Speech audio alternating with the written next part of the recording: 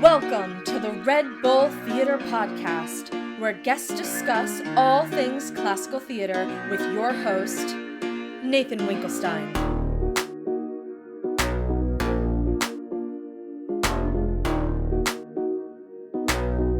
Hello, and thank you for joining us tonight. This evening's conversation will focus on the titular couple from Shakespeare's masterpiece, Antony and Cleopatra, with a special focus on Act 1, Scene 3, I Am Sick and Sullen. We have two guests for tonight's remarkable conversation. We're moving up in the world. Our Antony is a Tony Award-nominated actor. He played Antony in a 2002 production at the Guthrie, directed by Mark Lamos, as well as in 2000 at the Shakespeare Festival of New Jersey, now known as Shakespeare Theater of New Jersey. He has performed in numerous Shakespeare and Jacobean productions across the country and in New York City, including Red Bull's own production of The White Devil. Our Cleopatra is a star of film, TV, and stage. She is a Callaway and Drama Desk Award winner. She also played Cleopatra in a production at the Guthrie, directed by Mark Lamos in 2002, and has appeared in more classical productions than I can name in New York and across the country. They are the power couple of screen and stage, Robert Cuccioli and Laila Robins. Hi. Hey. Hello. Thank you both for joining. I really appreciate you taking time out of your remarkably busy schedules, which I guess shouldn't surprise me given how in demand actors of your caliber are, but I really do appreciate you taking some time. Oh, it's a pleasure to revisit this. Yeah, it's only been 19 years, right? I'm sure that it's a fresh one. It's been a heartbeat, yeah. Yeah, fresh in your memory. I'm sure there was no prep required whatsoever. I'm going to get out of the way so that you can read the scene that we're going to be discussing. But first, I'm going to give everybody a little bit of context. And forgive me for reading this, because I don't want to, God forbid, get some of these Roman names wrong. But at the top of this play, Cleopatra, the Queen of Egypt, a country under the Roman Empire's rule, and Mark Antony, arguably the most powerful of the triumvirate ruling Rome at this time, have fallen in love. Antony has ceased paying attention to his duties as a Roman triumvir, and in his distraction, the empire has started to crumble. News comes that Antony's little-loved wife, Fulvia, died while rebelling against Rome, and that the fleet of Sextus Pompeius, a Roman general and rebel, now control the Mediterranean. Mark Antony, upon hearing this news, decides he must leave Egypt and return to Rome, and in this scene, he goes to inform Cleopatra of his decision.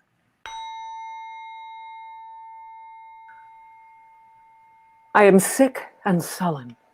I am sorry to give breathing to my purpose. Help me away, dear Charmian. I shall fall. It cannot be thus long. The sides of nature will not sustain it. Now, my dearest queen. Pray you stand further from me. What's the matter? I know by that same eye there's some good news. What says the married woman? You may go? Would she had never given you leave to come?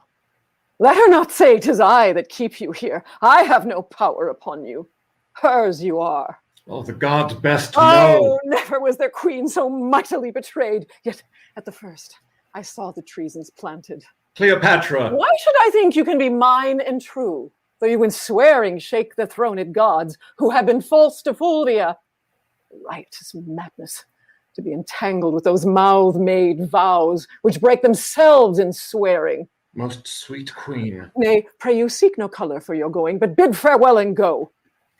When you sued staying, then was the time for words. No going then. Eternity was in our lips and eyes, bliss in our brows bent. None our parts so poor, but was a race of heaven. They are so still. Or thou, the greatest soldier of the world, art turned the greatest liar. How now, lady? I would I had thy inches. Thou shouldst know there were a heart in Egypt. Hear me, queen. The strong necessity of time commands our services a while, but my full heart remains in use with you. Our Italy shines o'er with civil swords. Sextus Pompeius makes his approaches to the port of Rome. Equality of two domestic powers breeds scrupulous faction. The hated grown to strength are newly grown to love. The condemned Pompey, rich in his father's honor, creeps apace into the hearts of such as have not thrived upon the present state, whose numbers threaten. And quietness, grown sick of rest, would purge by any desperate change. I'm more particular, and that which most with you should safe my going is Fulvia's death. Though age from folly could not give me freedom, it does from childishness. Can Fulvia die? She's dead, my queen. Look here, and at thy sovereign leisure read the garboils she awaked. At the last, best, see when and where she died. Oh, most false love! Where be the sacred vials thou shouldst fill with sorrowful water? Now I see, in Fulvia's death how mine received shall be. Quarrel no more, but be prepared to know the purposes I bear, which are or cease as you shall give the advice. By the fire that quickens Nihilus' slime, I go from hence thy soldier, servant, making peace or war as thou affects. Cut my lace, Charmian, come, but let it be. I'm quickly ill and well, so Antony loves. My precious queen, forbear, and give true evidence to his love, which stands an honorable trial. So Fulvia told me. I prithee turn aside and weep for her, then bid adieu to me, and say the tears belong to Egypt. Good now, play one scene of excellent dissembling, and let it look like perfect honor. You'll heed my blood, no more. You can do better yet, but this is meetly. Now by my sword. And target, still he mends. And this is not the best. Look, prithee, Charmian, how this Herculean Roman does become the carriage of his chafe. I'll leave you, lady. Courteous lord, one word. Sir, you and I must part. But that's not it. Sir, you and I have loved. But there's not it. That you know well. Something it is, I would. Oh, my oblivion is a very Antony, and I am all forgotten.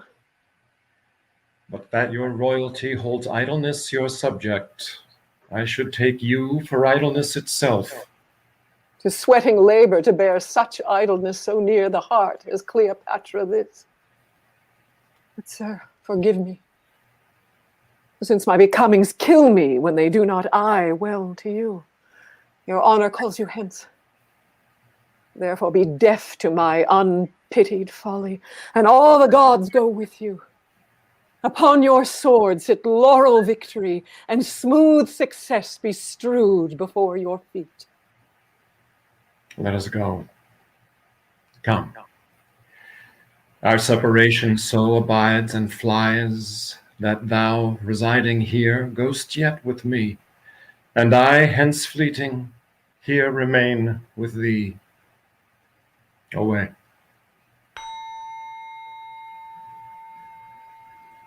A little rusty, a little rusty. Oh, that was so weird. We should. There's a lot of echo. I could hear you through the window. So, to let people, obviously, probably many of our audience know that you are a couple quarantining together, and I do think just because we get to see it so very rarely, Bob, if you don't mind moving over and doing the rest of it with Laila, that would be great. Just to absolutely parts. I'll see you in a bit. So, Laila, as Bob joins, because I know we know, he can hear as he goes. It was actually fascinating. I found myself sitting there, and then I had all of these questions prepared, and then just listening to you, I started writing down other questions about the scene as it was going, which is cool. That hasn't happened to me yet. But I did want to start, because I think it's just an interesting aspect of an actor's process that maybe doesn't get talked about a whole lot, so you haven't done this for 19 years, and a blink. And I was wondering, when you agreed to do this, and we agreed on this scene, and you went, "Oh, I have to read this scene." You started with the interview, and now you're asking us to perform. Great. What was the first thing, and maybe it's different for the two of you, when you first looked at this scene, like, how do I not embarrass myself in front of an audience? What is the first thing you do with a scene like this when you revisit it or visit it for the first time? We just remember our usual evenings together. Well, I mean, revisiting it, it's amazing how much of it stays inside you once you actually start to do the language, It's almost like muscle memory. It almost as if it plays you. It's an interesting phenomenon. In approaching a scene for the first time, really just as usual, the given circumstances and where is the relationship at and what is the relationship. And then with the verse, there's such a back and forth with this scene. And looking at the cutoffs and where there are empty feet in the verse, things like that. I mean, before I say something about Ken Fulvia die, when he says that his wife has died, there's literally, I think, four feet of verse that are silent. So it tells you that I can take in that information and then come back with it. It's just all those little clues that one does when one's working on Shakespeare. For me, it was actually trying to forget what I did, because this was the very first Shakespeare I ever did at the Shakespeare Theater of New Jersey. And then the second Shakespeare I ever did was this with Laila at the Guthrie.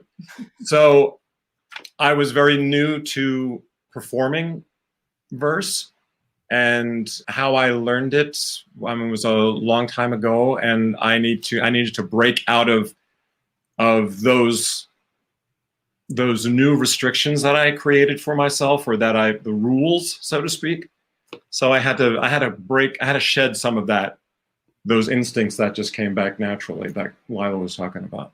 I want to just roll back that statement just a little bit, just for the sake of our audience, because I just want to make sure that everybody's following. Can one of you talk a little bit about, like, what a metric foot is and why we might think that means a pause, but also why it's not actually, as Bob is referring to, it's not some hard and fast mechanical rule, but is rather a tool for acting in truth? Could one of you just speak to that really quickly, just to give the audience a little bit of, like, what we just went hard into nerd, which I love, and I want to go further, but I just want to give them a little bit of a base. Well, I mean, it's iambic pentameter, meaning five, ba ba ba ba da da da da, five of them. And then as you go through and do that sort of rhythm, then you can see where Shakespeare starts to break that pattern. Like at the beginning of a line, you would usually go ba-ba, but sometimes he'll go ba-ba. He'll switch the emphasis. And by doing that, he's telling you that the character is getting agitated or getting upset. And also, I learned a technique which I believe in. Not everyone believes in that technique, but I believe in breathing at the end of the verse line instead of at the end of a sentence. And that if you actually do that, if you breathe at the end of the verse line, it creates this sense of grasping the next idea out of the ether, which is kind of about discovering the speech in the moment. Sometimes people say that they think of Shakespeare as he's saying something perfectly. No, he'll say it one way, then he'll repeat it again, and then he'll repeat it a third time. And sometimes people want to cut that and go, that's not necessary. Well, it is, because he's having the character go, I'm saying this. No, I actually want to say this. No, actually, now I know the best way to say this. That this forward movement. You saying that reminds me of my favorite example of that is, like, Macbeth's, which I realize this is not about, most famous speech. If it were done when 'tis done, then 'twere well it were done quickly. The first half of that is him repeating that sentiment in a number of different ways, trying to figure out how to, like, make it clear to himself. Where, if the assassination could trammel up the consequences, exactly the same thing. And it's exactly what you said. It's that rule of three repetition thing, which is it's a thing he goes back to a lot. I do wonder, the beauty of the different the different theories, the different rules, so to speak, as to whether to breathe at the end of a line or to breathe at a punctuation, is to actually look at both ways of doing it and seeing which one has the meaning for you that you are trying to convey, or which one makes sense to you in that particular moment, to actually know what the rules are and figure out how to break them to your your advantage. Can you maybe speak to, which my guess is what you're somewhat referring to, you said that when you first did this, it's perhaps not how you would do it now. Can you speak, you came from obviously an extremely accomplished and still very accomplished music theater career into Shakespeare. What were some of the mistakes you made when first dealing with verse? What did you do then that you would do differently now? I was too concerned with doing it right. I was too concerned with how it should be done. And I worked with a very dear friend of mine who's a mentor, William Mezzo, who's a brilliant Shakespearean actor. And we went through it and the meanings of things and what punctuation means. And I learned a lot. Like my learning curve was like this really, really quickly. So I think that now, since I know what the rules are so well, like the breathing at the end of a line or breathing at punctuation and what certain punctuation means, that I can relax in it more. I don't have to feel as, I think I was a little too stiff, a little too uptight about doing it right, and I don't think I need to do that anymore. But as a singer, Bob, right away, I think, the first time I saw Bob do Shakespeare was when he did it with Tamara Tooney out at Shakespeare Theater in New Jersey. And, being a singer, he has the breath control already. He has the ability to do a long line. A lot of these singing techniques are very helpful. Now, by the same token, you don't want to sing your lines. That would be the trap. But having that technique already made him quite good at it quite quickly. And there's a music to it. I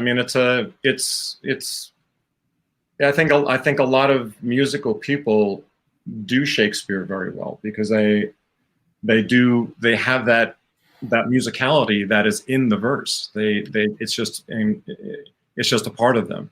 And it seems to me that what you described with the technique and kind of once you know the technique so well, you can let it go. And in acting, one of the terms we use for our audience, one of the terms we use is sort of you write the book and then you throw it out, but you can't throw it out till you've written the book. But of course, what you're describing also, I would venture, is right up there as one of the predominant things that separates a good music theater performer from a great one, is that a great music theater performer is hitting the notes and singing on pitch and on the rhythm, but that's what they're doing. Yeah. Why they're doing it is their character and their need and their truth. And to me, that's very similar to what happens with actor verse is there's a what, but only insofar as it serves a why. Mm-hmm. And sometimes we get taught the what and it takes us a little while to get through that to the why. Exactly. Yeah. Yeah. So let me ask then, you said, Laila, you said that when you first look at a scene, you think about given circumstances, needs, obstacles. Well, this particular scene has a lot of, I'm trying to think of how to put this for Cleopatra's character. To some extent, she's, shall we say, self-creating some drama. Yeah, she's a drama queen and she's creating all these different moods, all these different, she's acting, oh God, I'm so sick. Oh, I'm fine. Okay, whatever. It just keeps flipping and flipping. And she accuses him of the same thing, that he's duplicitous. So one minute you don't want Fulvia, now she's dead, and now you're crying about her. And, it keeps flipping and flipping and flipping. And I remember Judi Dench once said, when she played Cleopatra, she said, oh my God, she's so contradictory. She contradicts herself every 2 seconds. How am I going to play this role? And the director had said to her, well, you're lucky you only have to play one thing at a time. You see, do you do this, you do that, then you do that, then you do this. And then together you create this very, very multifaceted person. But each line, has to be played for its value. Well, the actor in me just got very excited. So I'm just going to repeat what you said, because I think it might be like one of those notes. People always talk about how, like, if you get taught, 90% of what you get taught is complete, call the word it. And then 10% makes sense, but it's a different 10% for every person. For me, the fact that you only have to play one thing at a time is like one of the notes. It feels like so. Yeah. For anybody listening, this and Bob's the one who directs occasionally, but maybe Laila should be doing it. So then my follow-up question, obviously, for Cleopatra is she does all of these things, and the follow-up question is a rather simple one, which is why. What is she attempting to accomplish? Just why? I'll just leave it there. Why is she doing all of this? I think she's testing his love. Sometimes I think psychologically when people are testing someone's love, they sometimes push them to the brink. They push them to the edge. Oh, how much do you love me? You love me this much? I'll do this. I'll do this. You still love me? You still love me? I feel like she's testing him and she's trying to hang on to him, but by being sort of fascinating and strong. And then at the very end, all of it comes down and she's like, I'm sorry. When he starts to walk out, she's like, we've loved and I don't even know what to say and I'm going to miss you like crazy. And, I always remind students when I'm working with them with these sorts of scenes, like the messenger scene or something, there were no cell phones or texting. I mean, when somebody walked out the door, they walked out for a long time. And the next time you were going to get any news was a missive, months later. So the stakes are very high. I think one has to sort of take in the time period and the history and what is there and what isn't there, i.e. cell phones. So suddenly the stakes go a lot higher as far as communicating or getting a message back from the one you love so much. Yeah. Did I answer the question? Yeah, very well. Yeah. And then I guess my follow-up would then be for our poor put upon soldier, for Mark Antony. Even in the very first scene, we're in Act 1, Scene 3 right now. This is our second scene that we see the two of them together. In the first scene, she's pushing every button you've got, right? Like, it's how we're introduced to you. We're told, like, he's paying no attention. To not get a word in edgewise. Yeah. Ever. Even when he's dying. So, yeah, right, that's right. Well, he has to ask, doesn't he? He has to ask, could you please be quiet for a second? Would you please be quiet for a minute? I'm dying here. So I guess my question is, I was watching a couple of different versions of it today to remind myself of it, and I found that it's interpreted a million different ways. And all we've seen is these two, let's say, quarreling. Let's use that term. You can question it if you want. Is that what their relationship is? Like, is that what Mark Antony likes about her? What is it that Mark Antony likes about her? No, I think that there's a large part of that he finds charming and endearing until that it really pushes him to the brink. And I think that part of their also I think that he does enjoy the battle between them, and yeah, I think it's like it's a combination of both. There's like a sexiness to it. Yeah, but it is very difficult, and it's interesting that you bring that up because we have both discussed that you've only got one scene where they're getting along, and you have to establish the entire relationship in those first scenes, and yet in those first scenes we're kind of fighting. But you barely have a whole scene. I mean, it's only a couple of exchanges, and then all of a sudden the shit hits the fan. So it's. And in some ways, people have said it's hard to do this play sometimes. It's almost like you need people who are bigger than life. Like when, Richard Burton did it with Elizabeth Taylor. These people already had a size to them just as human beings, So you make them Antony and Cleopatra and you kind of buy into that bigness, that larger than life quality, which is sometimes hard to get in one scene. I also think there's also between them, there's a narcissistic reflection that is very seductive to both of them. They like that this person is my lover, that this woman is my lover, that there's a narcissism between that they share, I think, as well. But also it's, based upon what you were saying about the size of the actors that need to play this, is that 90% of this play, they're not together. Right. So that strength of that energy between them needs to be felt even in the scenes that they're not together in. So you need that kind of strength dynamic between the two actors that do it. And they're both described that way. Octavius, I should have the quote on me, but Octavius, after he hears of Antony's death, describes him as the world will never see his like again. Right. I mean, in some ways, he's the truest heir to Julius Caesar, the Colossus. He's almost more that than Octavius, who's more of a politician.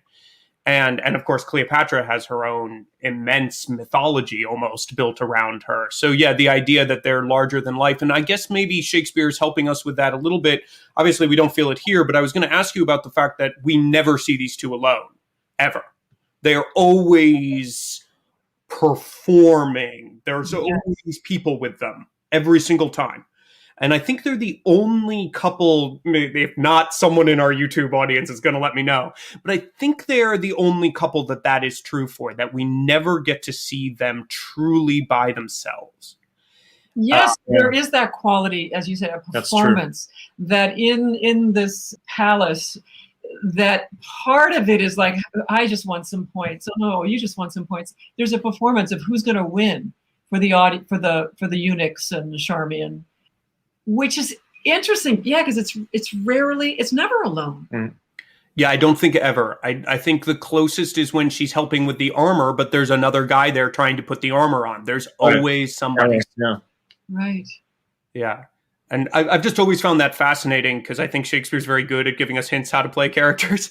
And they soliloquize with people there, so it's not as if they're ever speaking to the audience or they're speaking to themselves. There's always a performative quality to it.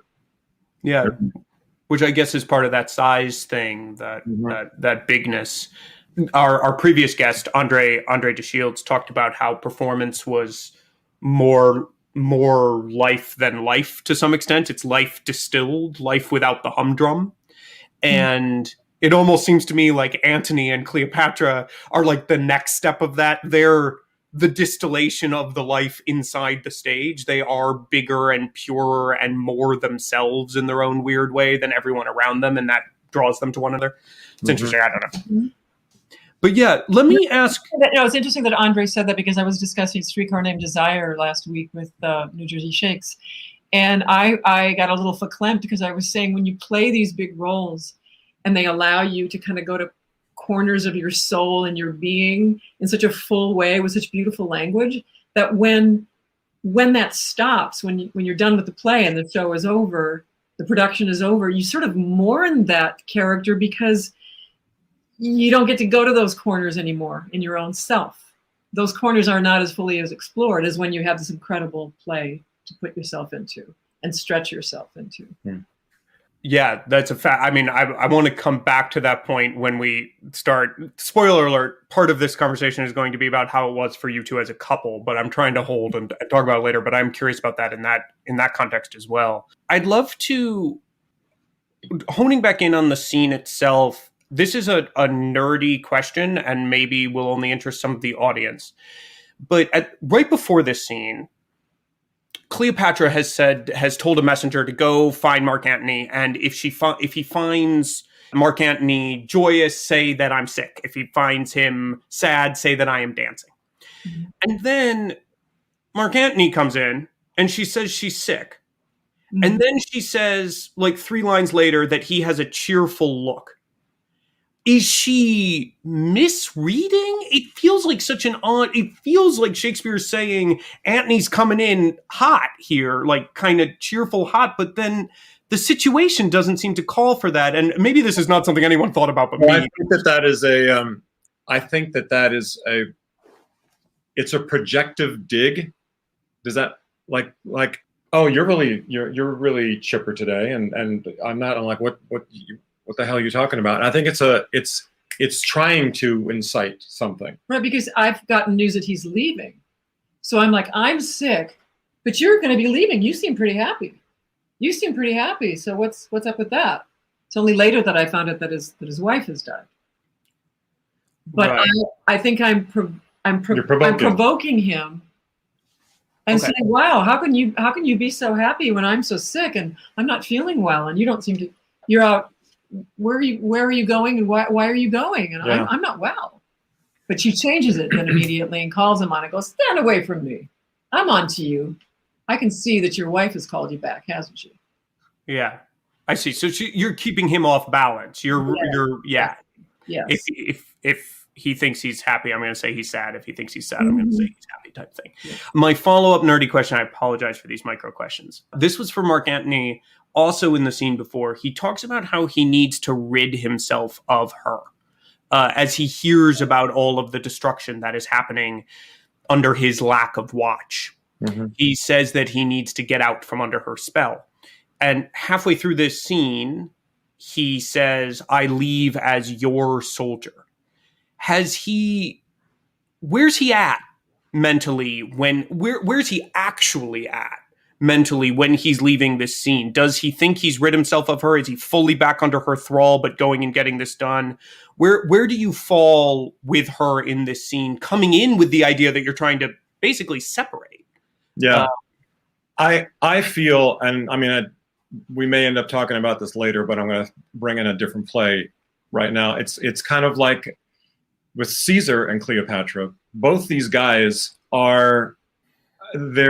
they've accomplished so much. He's conquered the world, and I'm just it's just like he's weary. He wants to settle down. He's found somebody that he's really fallen in love with, but he also realizes what his role is, and it's like I've got to stop drinking, I've got to shape up here because I've got a world to run, so but the desire to be with her is very strong. There's a very push me pull you thing going on with him.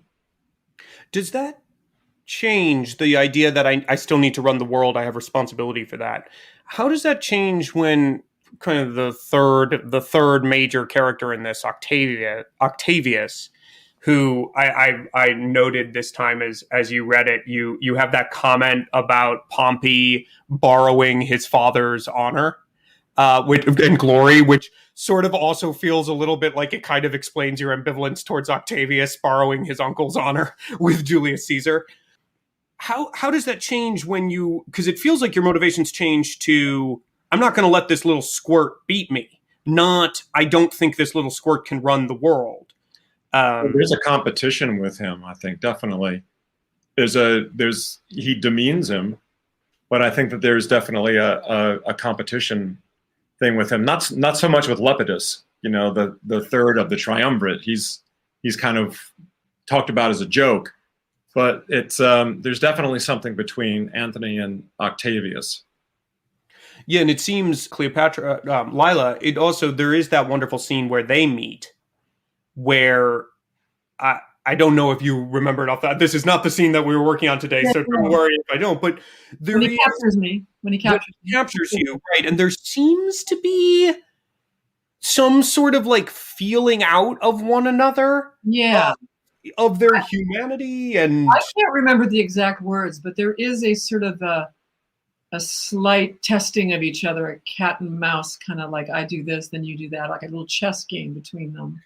Yeah, testing each other. And I think there is that weird little exchange. If I remember correctly, you call him my lord, and he says not so, which always to me felt like a very interesting, like, Octavius is not interested in what happened with Julius Caesar and Mark Antony here. And I'm not sure that Cleo is either, but it's always struck me as an interesting, he seems kind of, we talk about the observers who are in the scenes with you. He seems like he's a presence for maybe less in this scene, but for the play, his relationship with both of you and your pride compared to him seems to take hits, especially for Mark Antony.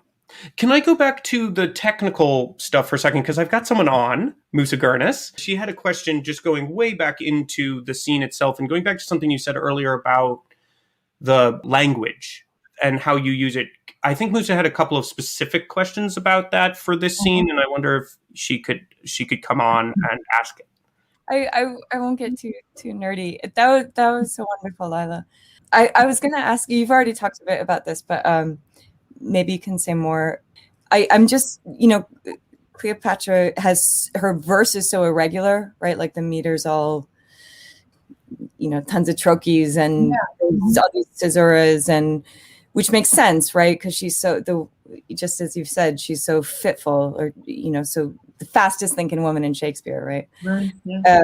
And I guess like the fuller way, or the sort of, that I was listening to you do it and I thought, oh God, this is like such a narrow way to ask this question. And I think maybe like the fuller version of it is just to ask you to talk more about like hitting that whole range. I mean, it's in this scene and in the whole play. I mean, it's an incredible range of emotion and color and thought. Yeah.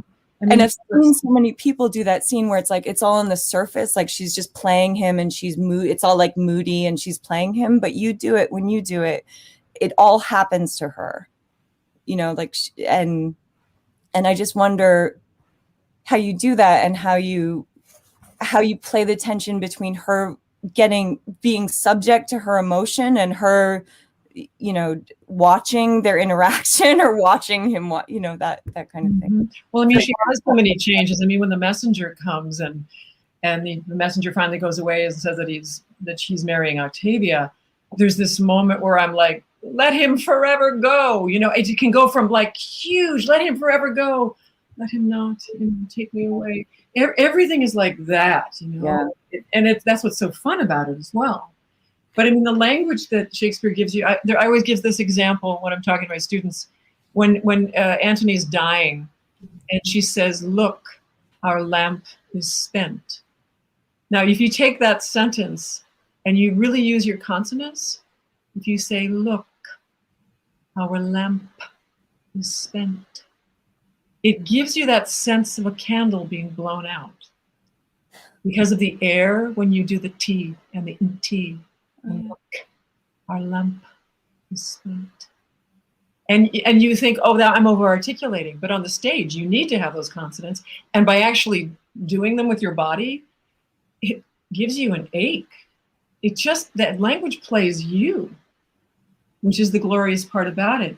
And people sometimes want to skim over that and make it more colloquial or make it more modern or something, but they're missing out on the real juiciness of the fact that you can do so much less work if you just do what he tells you to do. Thank you, Musa. That answers your question. I mean, it's very schizophrenic. It's so much fun, and it's so funny. Oh my God, those messenger scenes are hilarious. And even at the end, when the snake man, the ass guy comes in, I mean, there's comedy there up until the very end. Yeah. It can be so funny, which kind of helps you out with all the heaviness of it as well. Anthony's very much like that too. I mean, there's so much fruit off the same tree, because he does the same thing with his servants. That whole, you guys have been so great. Get drunk. Yeah, I mean, he has all these moments too. He's all over the place. They're so alike, and they're so opposite at the same time. And I think that's why there's that attraction and that repulsion between the two of them all the time. I still think the funniest line in it for me is his not dead. Yeah. It's when he tries to kill himself. This poor guy can't do anything right at this time of his life. I saw that in a repertory with Midsummer, and so Bottom as Pyramus used what not dead as one of his failures to die, just making fun of Mark Antony. Poor man. Thank you, Musa. Thank you for your question. I would love to know, the comedy thing is an interesting aspect of this, because it's not a comedy, it's a tragedy, but there's a lot of comedy in it. And the actor has to be both aware of the technique and the timing that exists in comedy, but also play honestly the what their characters are dealing with, which is often not comedic. Can you just speak to that just for a second about like how you balance both, I need to do X, Y, and Z, but I also want to be true to the emotions of the situation? Bob, I can ask you about specifically what not dead. Like, how do we deliver that line honestly from a suicidal man, knowing it's going to get a laugh? Like, how do you go about that as an actor from 8 times a week? Well, I try not to get a laugh. I mean, I don't think it's about getting a laugh. I think this guy is earnestly wants to kill himself, and it's like he Well, I mean, it's not so much that he misses the mark, is that he's also so. I mean, he thinks he's descendant of Hercules to begin with, so to try to kill yourself and find you can't. It's like you're. Please let me be human at this moment. You know, it's not so much as trying to find a laugh, and of course it's going to get a laugh because it just is a funny moment. But I don't think a lot of the humor is meant to be humorous. I get you play it straight. I mean, I think, like, for example, in the messenger scene, when I beat him up and he's coming in and he's cowering, and the first thing I say to him is, it's never good to bring bad news. So you earnestly say to this guy, look, you want to live? Don't be bringing me bad news. But it always gets a laugh. But I'm very upset, actually, when I'm saying it to him, because I am so distraught about the fact that Antony is married Octavia. But there are these.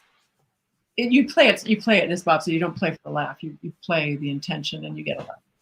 But I think also it's fair for Antony to be an audience once in a while for Cleo, so that, I mean, that's why he finds her charming, and can find her amusing, and because he knows her game. You know, he finds that endearing to some extent until it just, you know, gets to the point where she pushes every button in him. So, well, thank you. And I feel like in some ways, as I look back on my own question, I feel like I was leading to get you all to say you don't play for the laugh, because I feel like it's just a note that any actor watching really needs to hear. So thank you for saying it. And now I could do this all day, but I know people are curious about this aspect of it.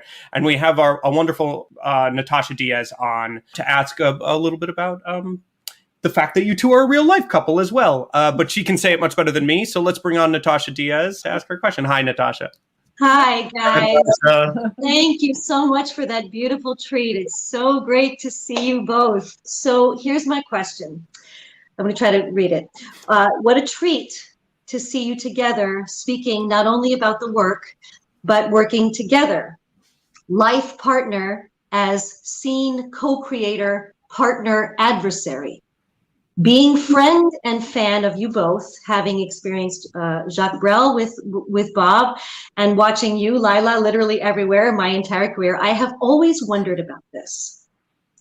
As technicians and craftsmen, with the intimate knowledge of each other's personal, emotional, and psychological terrain in life, compounded with the familiarity of each other's toolbox of strengths, tricks, as actors, does that knowledge inhibit or dull the edge of process and discovery in the work in any way? Or does it sharpen it and open each other up to more danger and deeper vulnerability? What specifically is gained by having that intimate knowledge of each other, and what, if anything, becomes more of a challenge? What do you lose? Well, one way, I'll just start with a little funny. I said to Bob, "Hey, did you remember any of the funny things that happened when we were in this production?" And he says, well, we almost killed each other a couple of times. He said it was one of the fun things that happened. But, you know, we made an agreement early on because we'd never worked together before doing this. Is the first play we did together. This is the first play we ever did together, yeah. So we were a couple before we had worked together. So we were like, oh my God, how are we going to navigate this? This is a hell of a couple to do for the first time. First time out. Mind you, yes. So, and we would be sharing housing, you know, with the Guthrie and all that. So it was like, we decided we would never talk about the play outside of the rehearsal room. Right. In other words, we weren't going to be home at night cooking dinner, and I wouldn't be going, honey, you know, if you would just do this in this moment, then maybe I could do, you know, we just didn't do that. Everything was spoken in front of the director, Mark Lamos. So that kind of kept it clean, sort of, so to speak. And that also, I think that also answers a bit of your question in that we were able to go into rehearsal as two actors, not necessarily knowing what the other was going to do, and just work off of each other more, as opposed to working through it and talking it out at home while we're cooking dinner so much. We did talk about things in rehearsal, Oh, in rehearsal, yeah. Worked on scenes always, there. Oh, but always with the director's eye or something to guide us or validate or support the ideas that we had or figure out what's the better idea. And that sense of danger and discovery and does it, knowing each other so well, how does it help? How does it hinder? Is there like do you jump into playland easier, or is it harder to escape, harder to go into this other place? Well, I think that this was still fairly new into our relationship. So like 2 years in. So to say we know each other so well is exaggerating it a little bit, because I think that there was still so much of the danger and still needing to learn a lot about each other. And we learned a lot about each other in this process because it was a new experience for both of us. We never worked together before. I thought it was a little hairier when we did the Scottish play. I think that was because that's a darker play. Well, yeah. It just got a little more fuzzy as to what was happening between us or the characters. Yeah. Thank you, Natasha. I won't force you to stay on anymore. Thank you for joining. Can I ask, as a follow-up, I want to hear more about the Macbeth thing, because that sounds fascinating. And actually, this fits for that. Characters that take stabs at each other, which both of those couples do.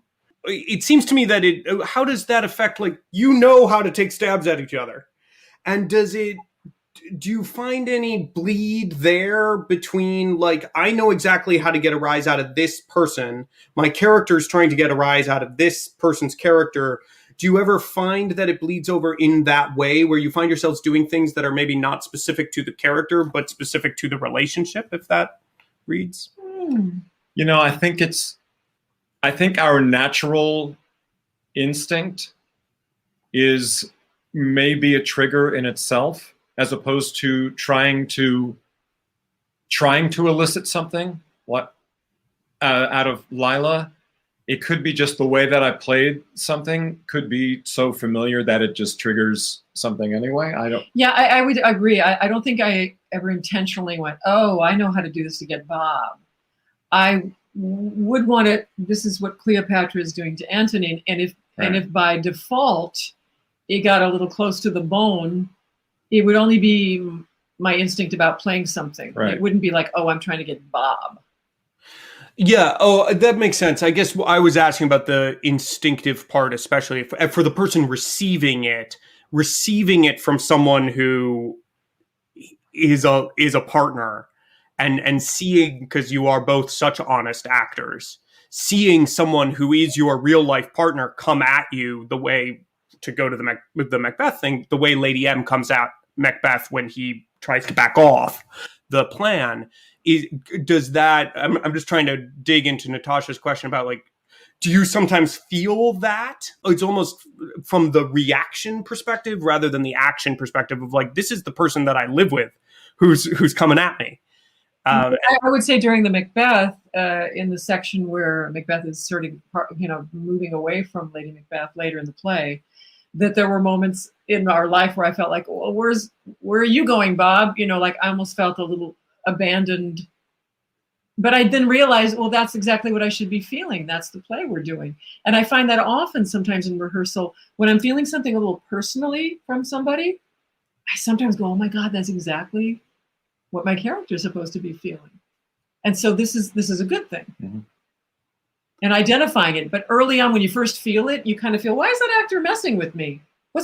Oh, actually, my character's supposed to feel that he's messing with me.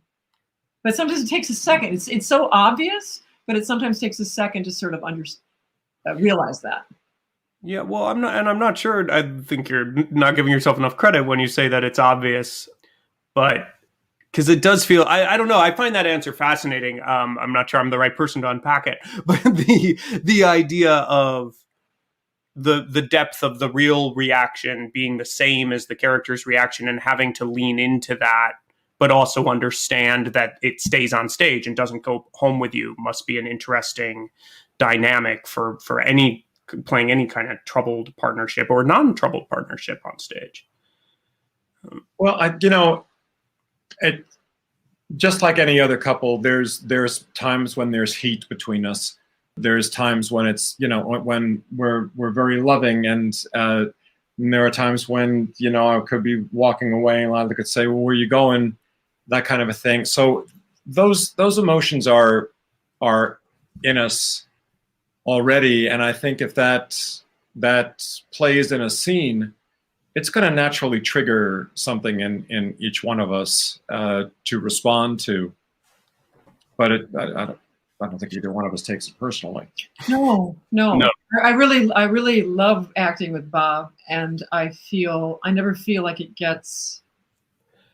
it never gets into some sort of weird head trip or something, So I do guess that was going to be my follow-up question was, do you like acting with one another?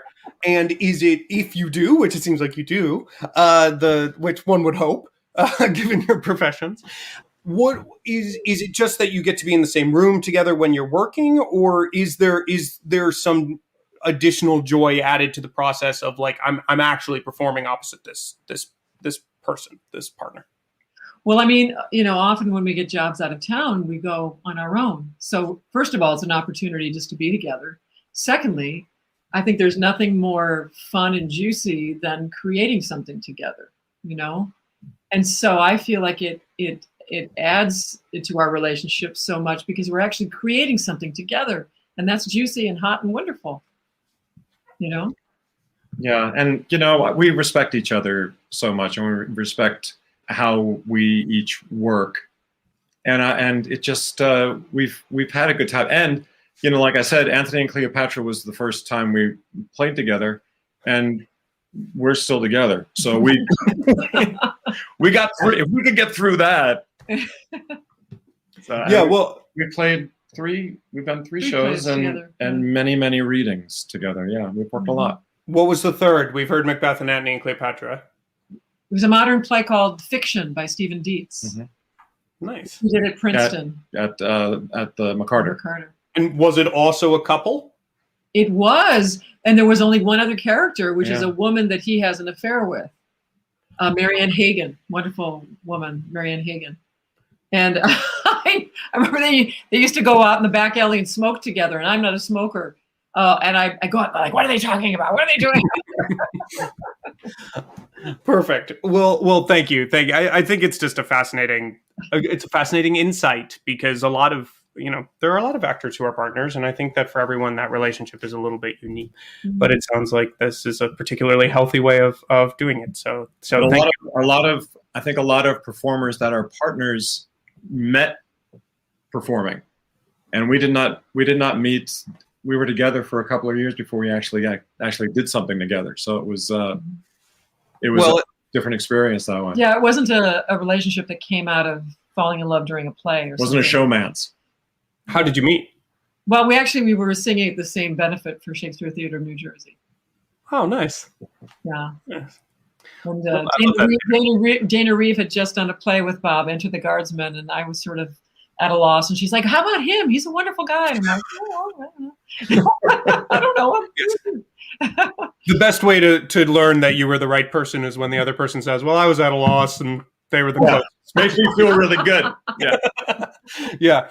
Well, great. Well, let me just, because we're coming to the hole. Thanks, honey. Yeah. I feel like every relationship starts kind of like that. Maybe that says too much about mine. On that note, before this completely devolved, we must survive this Zoom. We got through Antony and Cleopatra, but I don't know about this. True drama on a podversation. Come for the nerdiness, stay for the drama.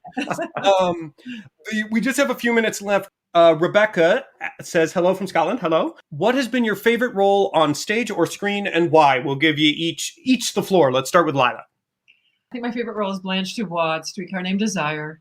And I had the opportunity to do it at Steppenwolf Theater, and then I got to do it at the Shakespeare Theater of New Jersey. And why? I love Tennessee Williams. I think he lets a woman be everything that a woman is. Obviously, he's writing about himself, but it's visceral, it's intellectual, it's spiritual, it's the whole 9 yards. And the language is extraordinary once again. And the journey of her soul just moves me. And I would play it all the time if I could. I just love that role. That's a tough one because there's a lot that have been my favorites, and to nail it down to just one is difficult. I can't go without saying that Jekyll and Hyde was one of my favorite roles because it stretched me and worked me in so many different ways, emotionally, physically, vocally, dramatically. So it stretched me as a performer to the nth degree. As far as like classical work goes, I would say that it would be Salieri in Amadeus was one of my favorites, and that was one of my favorite roles. Yeah. Yeah, that one almost doesn't need a why. It's just Salieri. Such an extraordinary role. What other plays would you like to do together? Great question. That's from Carolyn J. Oh, it could be fun to do a Beatrice and Benedict, Much Ado. Is it Much Ado? Yeah. Mm-hmm. Right? I always get them mixed up. I think that could be fun. Yeah, definitely. Taming of the Shrew. I don't know. We're probably a little long in the tooth for that. That might not. If it's a big theater, it's very forgiving. Yeah. It's funny that you say Benedict and Beatrice because I've always thought that they're sort of like slightly young Macbeth and Lady Macbeth, like before everything goes terribly wrong. But yeah, that I would pay to see you two do them.